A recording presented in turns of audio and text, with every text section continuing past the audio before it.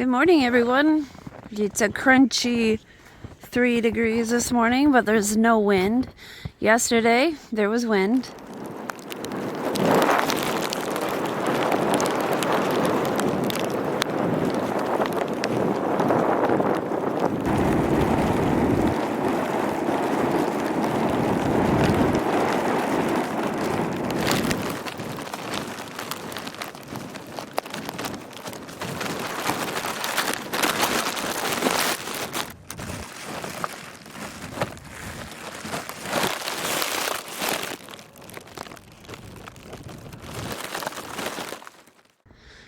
And the sun is just coming up, so I wanted to see what it looked like. I think it's going to be pretty if you look at the barn.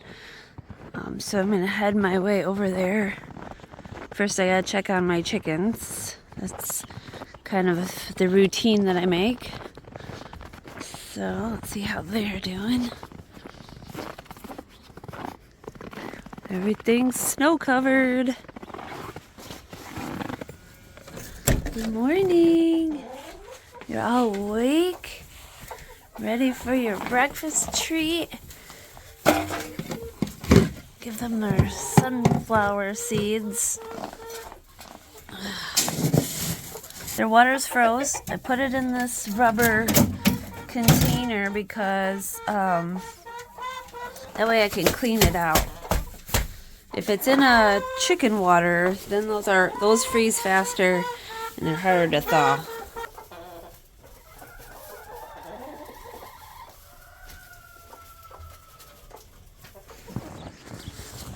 So Kevin normally has a path here plowed for me, but yesterday we had so much wind, it blew closed.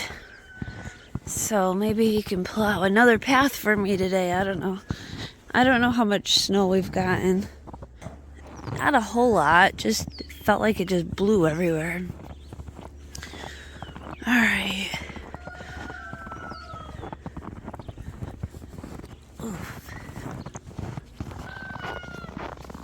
All my straw is all snow covered now. That's no fun. I guess some girls laying outside. Must not be too cold for them.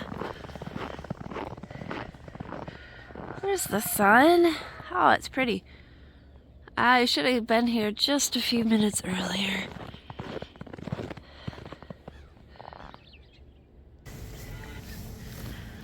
We just had a calf born. Oh, she's so little. Anyways, when it's 100 degrees temperature change from, you can't get up, from inside the mama to outside here, I have these towels that we used to use, but I keep them because I use them for drying the babies off, warming them up. Long hair. It's a first time heifer, I believe. Hello, Beak. So she's new at licking off babies and just had it. So just get you warmed up. So mom wants to lick a little bit, but she's not super aggressive with it. Hi. And I think I might end up bringing it inside the calf barn where I have the room is heated and the floor is heated, and I have a heating blanket that I can wrap it in and until it gets warmed up anyways and dried off, because she's shivering pretty good right now. So I laid some milk replacer bags down on the concrete so she's not laying on the concrete, but the concrete is warm because we have in-floor heat. So bunch of bags laid down, and this is a heating blanket that I've got especially for calves. Actually, one of our viewers sent us one, so I actually have 2 heating blankets, and they work really good for days like this. But she's gonna get dried off, get warmed up. We'll put a coat on her, and then we'll bring her back out to mom when she's all dry. You're already starting to perk up and get warm. Yes, you are. It is such a beautiful day. This week has been so cold, and it's February. And February can be some of our coldest weather, but also our average highs in February go up quite a bit. So I'm in the calf barn. I forgot to show you guys that little calf that I showed you the other day. She is doing very, very well. We have her in the calf barn. I'm bottle feeding her because she is a very short calf. And so she might be bottle fed for a while before I put her in the feeder. Let me show you what she looks like. So we have all the calves are hanging out. It's super nice in here. There she is. Oh, yeah, I know. This calf here is a very friendly calf. There you are, all dry and warm. Yes, you are. Oh, this calf here is very aggressive, and yeah, he's pretty new. He's not in the feeder yet, but I think I'm gonna put him in the feeder because he's so aggressive that I think he will do fine. But yeah, this is a little girl, and she is very small. She's a little Jersey. She drinks very, very good. And yeah, so we never brought her back to her mom. Put her in the milk room for the afternoon, and then she was so nice and warm, and I just decided to keep her in the calf barn because I knew she wouldn't nurse. She's just too small. They're laying in the sunshine. Yes, you want some milk? Let's go in the feeder. So I think he already knows. This is a little bull. This is the Jersey bull that we are raising until he gets a little bit bigger. There you go. So I was just using a mic on this camera, and now I'm not using the mic on the camera, and just to see if it makes much of a difference. With this camera, I was having a little bit of issue with sound, so I bought an adapter that goes onto my camera to hook a mic up to, and so I didn't have that before, but hopefully it's been helpful. Hello. Hello. Come in to see what I'm doing? Yeah, what are you working on? Well, right now I'm sweeping up some dust. So we've been today changing out a couple of skid loader tires, the deck for the back of Ethan's truck. The underside got painted, so we flipped it over to the other side, and I'll show you that here in a moment. We'll talk about it. I'm cleaning up a few odds and ends, nuts and bolts that fell off when we rolled it over. How come we're not doing all four? Well, I don't know why I don't do all four at one time, but a lot of times I order two, put two on, and then I'll order two more. It's kind of weird to me. It's just who I am, I guess. Because the front tires are actually, we used them underneath the deck. What do you mean? So if you look, come over here and look. So we set the deck on it, and one of them's a little poopy yet. So yeah, that's gross. That's gross, ain't it? Oh, that looks nice. Nice so, and shiny.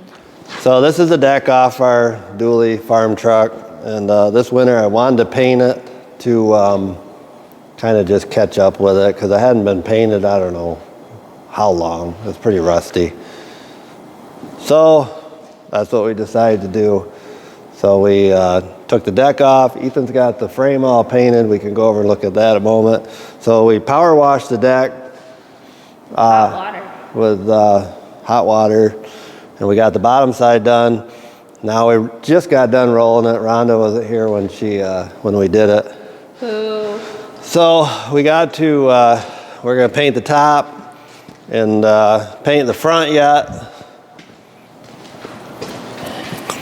So that's what this is. Oh, you have to paint this? Yep, we gotta paint the front yet and stuff. So that's what we're working at. I see. But all up under here? Yep, all that's been done. So we gave it a a coat of rusty metal primer, and then we did like a couple coats of black on it, jet black or gloss black, whatever they call Looks it. glossy. It's a glossy black. So, and then this here is the pickup off the BB940. So what we're doing is putting all new bearings, basically bearings in the ends, both ends, the augers, and then I got a drive bearing on the other side. So I think it's a total 1, 2, 3, 4, 5, 6, 7 new bearings on this. And we got to do a little reconstruction here because where the hay comes off behind the auger, it's starting to wear through a little bit. So we're going to build a new liner plate to go in there. So that's the process on this, and then I want to put it all back together, clean all the loose metal off it, and then give it a good paint. Well, that's kind of that project, this project, putting tires on today, and then... And I'm not even here to see any of those projects in action. Well, you are the camera lady, you got to come out. I do have to come out. So these augers, these are the 2 augers that move the hay in. So we're going to put, like, there's 2 bearings. That one's pretty stiff, and the other one's off. But we're actually, these augers like to wear out on the end here. They get kind of thin, so I'm putting on some new, they call it a flighting liner, but I'm building my own, just putting pieces on. You can buy a bolt-on liner, and that's what we're working on. I'm working on this one because right here, this will starts to get really paper thin. Almost like a knife. Knife, yeah. So I'm just piecing, we'll cut that at an angle, and as we see on the other one, just to beef up the end so it'll last a little while longer. Very good. Otherwise, these are like $1,000 each, new. So I'm not spending that money when I can just cut a few pieces and weld it on. So I was going to show you, we were talking about the packers on the baler that we took apart. Let me put this down. Maybe last week's video? Yeah, last week's video. Let me put this down. So if you come up to the table here, so these are the packers. So these are the packers that initially they go back and forth kind of in this motion, and they shove the hay. They take the hay from the 2 augers, and then shove it up into the pre-bale chamber, which I can show you in a minute what that is. But let me grab the old bearings. These are the new ones that we put in, and I'll show you the old ones. So I don't know how good a comparison you guys can see. I guess it's up to the camera lady. Oh boy. Yeah. Pressure's on. Pressure's on her to make it look noticeable. But if you look at them bearings, you can see how thin they are. This is an old one. Yeah, and then you look at put them side by side. Let's see if we can do a comparison here. Yeah, so they got about 800 hours on them. I think 840 because the baler does keep track of the hours. This one's the old, this is the new. Yeah, so you could really see a difference. There's a couple new ones in here already, but if you could see, yeah, there's quite a, let me wipe this one off. They're supposed to have all that dimple surface. Well, this one, I mean, the dimple's gone. It's wearing through like a copper covering and starting to get into the base. So we decided this year we're just going to go through the baler and kind of replace a lot of the bearings and get it up to where I think it's ready to go for a lot of years again. So if you notice, this is the stuffer fork that we're working on. The other 2 are still in here yet. That's what you just showed us with the bearings in the middle? Yep, that's what I just showed you. There's 3 on this baler. I think a 4-foot baler has 4, and because this is 3 foot wide. But that is got a blessing coming. Woo! Blessing, bless that you. Little dusty hay. So they call this the pre-bale chamber, or where it makes a slab.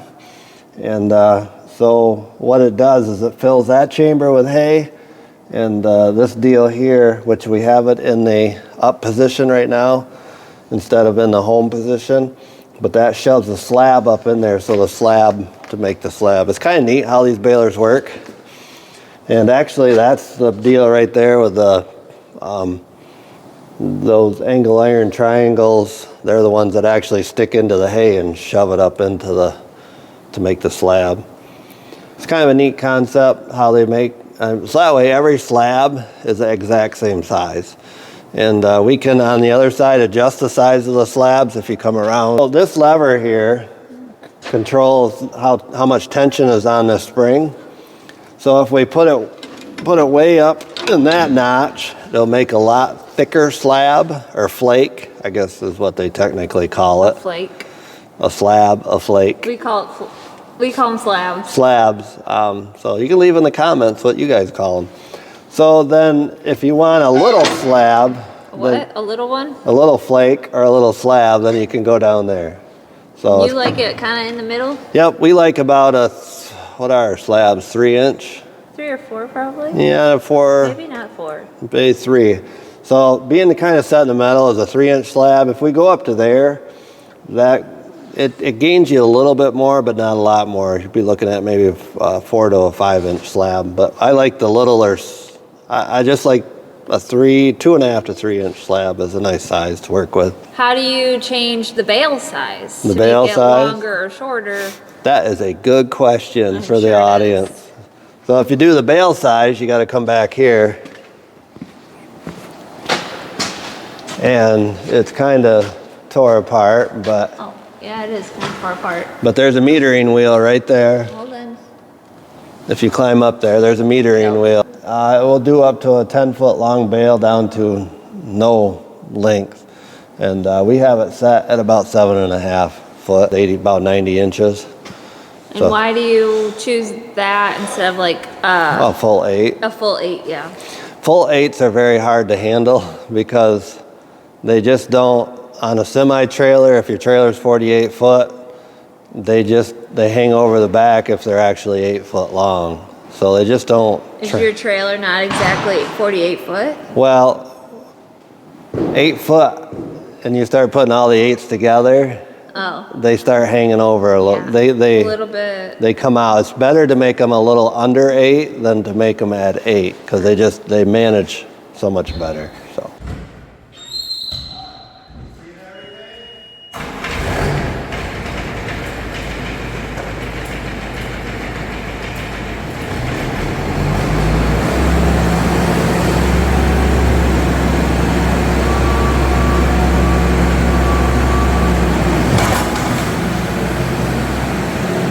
Trying to show off.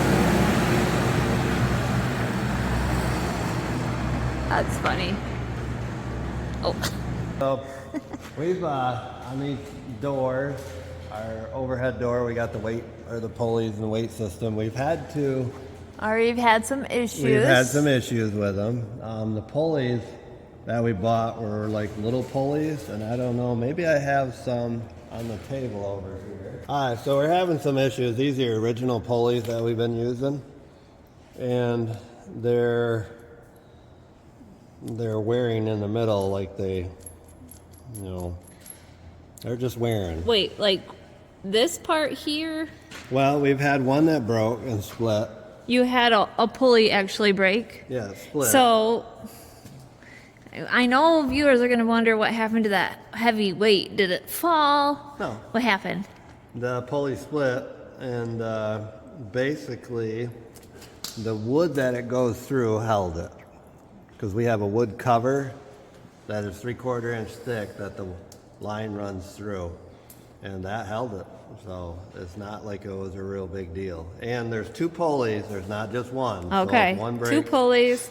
Wood was holding it. It wasn't a big deal.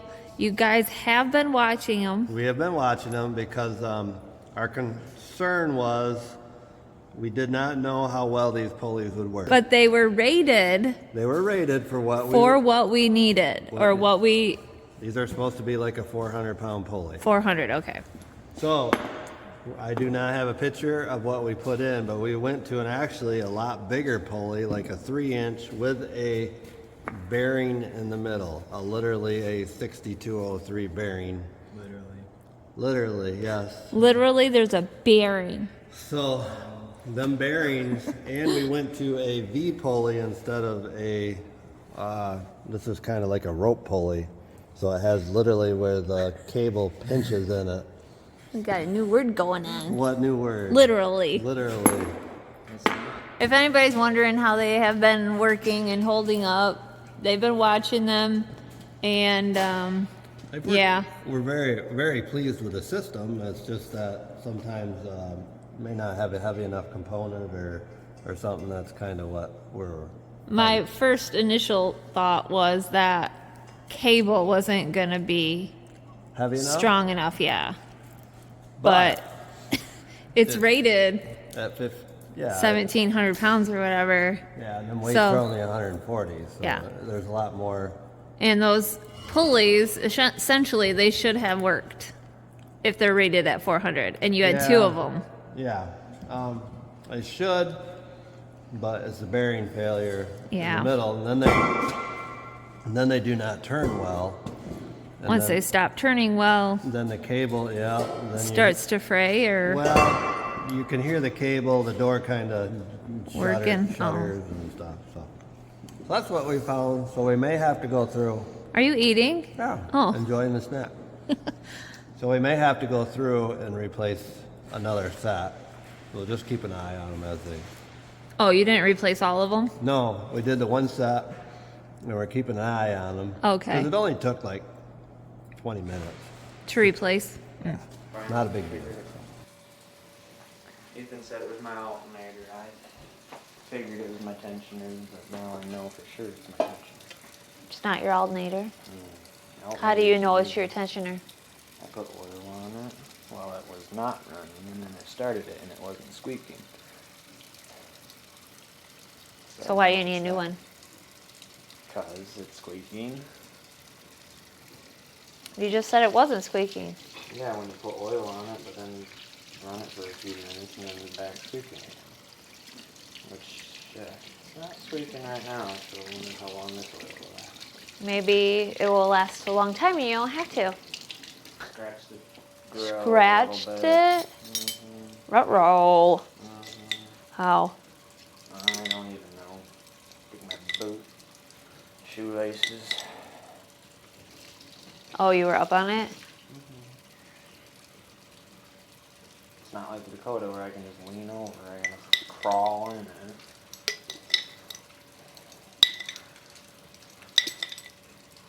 I think I may have mentioned that before.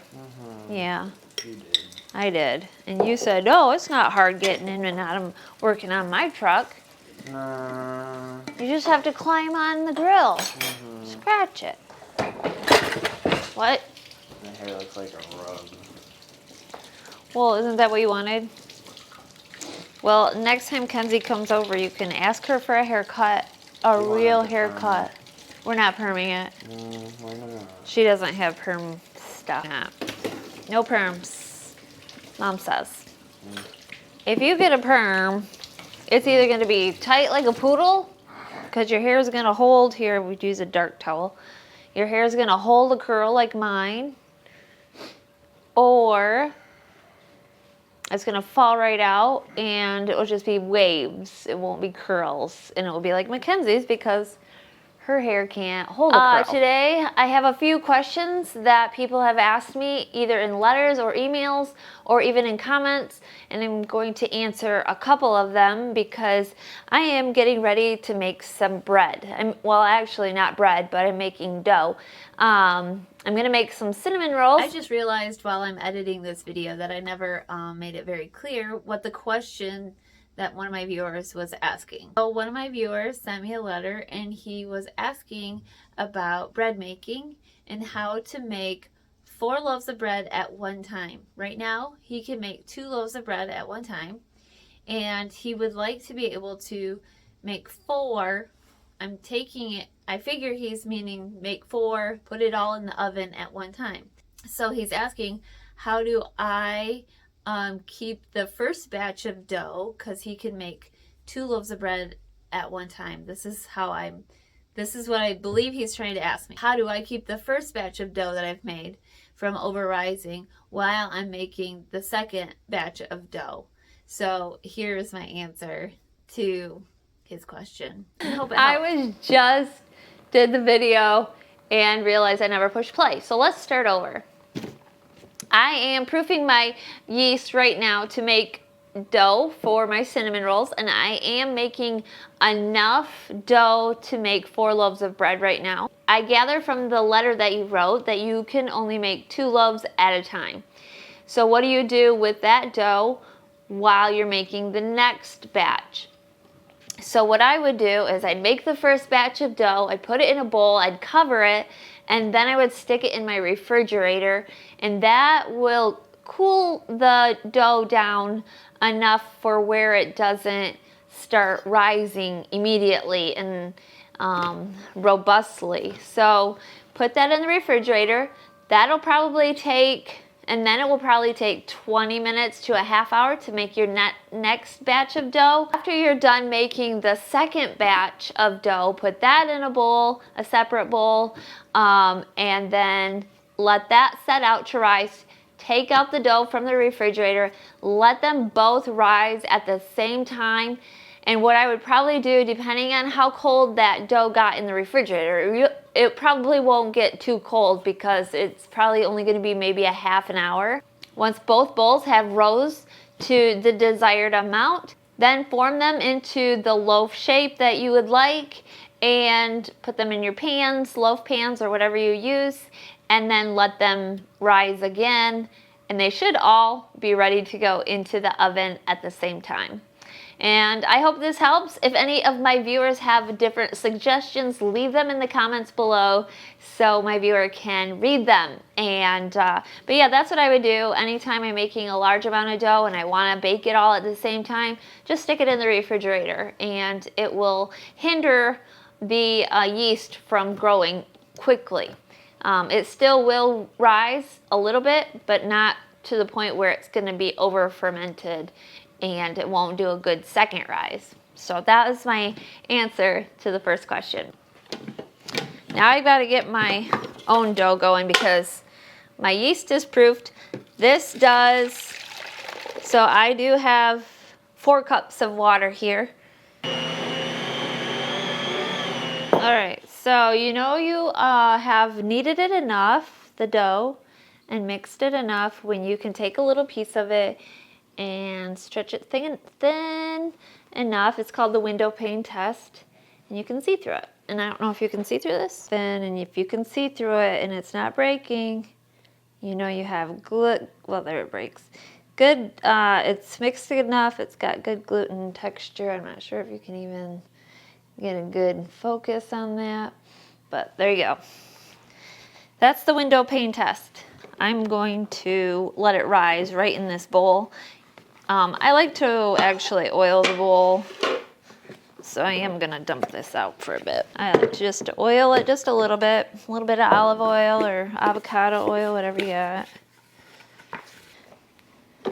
So we're gonna let that double. The next question I got was from another gentleman who emailed me and said that his wife lives at home but is in home care. He asked me a garden question because his wife used to garden and she has perennial beds that she hasn't been able to take care of. Most of the beds are perennial flowers, I take it, that are in the colors of red and purple, if I remember right. And he doesn't really garden, but is wondering what would be an easy thing to grow that has maybe more color. At least that's my take on it. Something that doesn't need a lot of extra care because this gentleman is taking care of his wife, obviously. So I wasn't sure if you're looking for a vegetable, a food to grow, or if you're looking for another kind of flower. There are several flowers that are really easy to grow, one of them being sunflower, and sunflower self-seeds. So next year you will have sunflowers. They will just randomly grow everywhere. And they're really pretty, especially if you get different varieties with different colors and different heights. You don't have to get the big mammoth head ones that are just for seeds and for eating. You can get little ones, you can get short dwarf ones. There's a lot too. There's a lot of different varieties of sunflowers.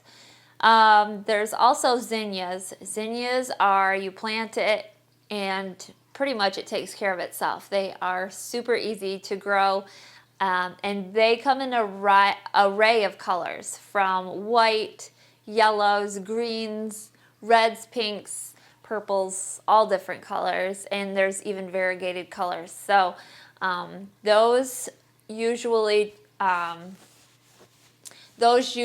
will bloom later in the season, so from maybe August until it freezes. But they are very prolific, and they get maybe there's different there's dwarf ones, and there's also some that can get up to 3 foot tall. So you have to do a little bit of looking. A lot of stores carry zinnia seeds, and you just plant them in the ground and they'll take care of themselves pretty much. So those are two of the flowers that I think are super easy to grow. And if you're looking for a vegetable that's very simple to grow, green beans, but you do have to pick them, and they're usually very prolific. You usually just plant them, let them grow. Once they blossom, the beans will be there within a couple of weeks, and then you can enjoy green beans throughout the season. And as long as you keep picking them, that will encourage new growth and new blossoms, and they should continue to produce throughout the season. Tomatoes are pretty easy to grow. You don't have to do a lot of maintenance with those if you don't want to. You just plant them, and you can purchase plants, or you can just plant a seed, and that's totally up to you. So hopefully those few ideas help you maybe brighten up your wife's day by seeing different colors in the garden, or just something different. But yeah, and again, if you viewers have more suggestions of what he could plant that is very low maintenance but easy to grow, leave it in the comments below. I'm sure he will appreciate that as well.